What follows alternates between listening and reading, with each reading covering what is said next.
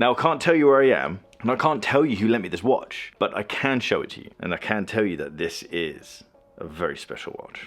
This is the SAS Explorer II.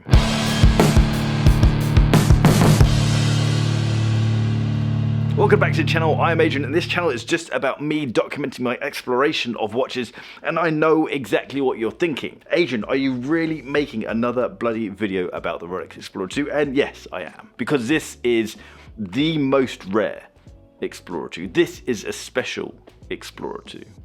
This is the SAS Explorer II.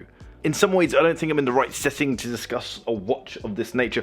I'm in a hotel room drinking Lemsip as opposed to somewhere perhaps a bit more adventurous and drinking coffee. But then again, this is an SAS watch. These guys make do, make good with what they have at the time, and so maybe that's what I'm doing here. The SAS was created in 1941 by David Sterling, and if you're not familiar with the story of how David Sterling created the SAS, then you really need to check it out. The documentary, the story is absolutely fascinating. It's absolutely incredible.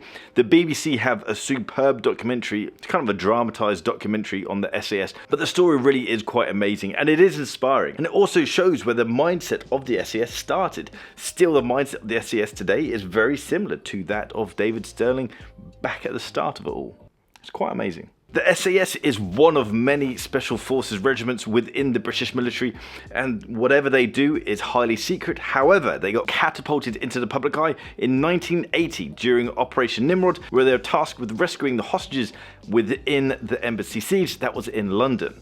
The whole thing was televised. Since then, the SAS has become a household name, and they are known for being one of the most elite, one of the most top performing military units in the world. This Rolex is special because it's a commemorative Rolex to celebrate the SAS. It's special for two reasons. One, to celebrate the SAS, but two, this was actually made by Rolex. This wasn't a matter of someone buying a whole load of watches and then getting them engraved by a third party. These engravings were done by Rolex, and you could only buy this watch in 2012 through Rolex London, and if you were a serving member of the SAS.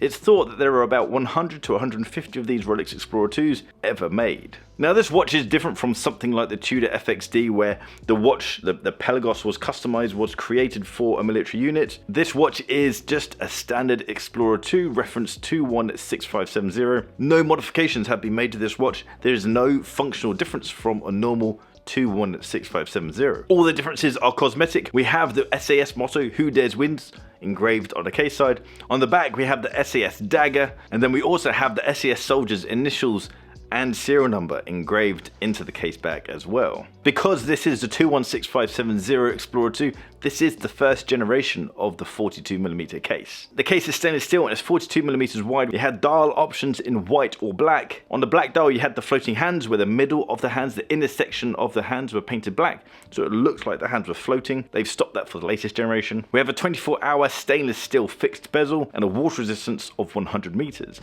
The movement inside is the old caliber. This is the 3187, has a proper GMT function. It's COSC certified, 31 joules, and it has 42 hours of power reserve. Now, the differences between the 216570 and the 2266570 is completely irrelevant what the differences are, because of the heritage of this watch, because of the rarity of this watch and its connection to the SAS. It's not like you're going to turn down spending 60 to 80,000 pounds on this kind of watch just because it's only got 42 hours of power reserve. Most of these Explorer IIs that are out there have been looked after and perhaps kept the stickers on them and seen as investment pieces. The person who owns this, as you can see, has worn it and really hasn't babied this watch, which I think is pretty damn cool. It's pretty badass to have a limited edition Explorer, a limited edition Rolex, and not only that, to have an SAS limited edition Explorer II. It really does make me happy to see that this has been worn and enjoyed.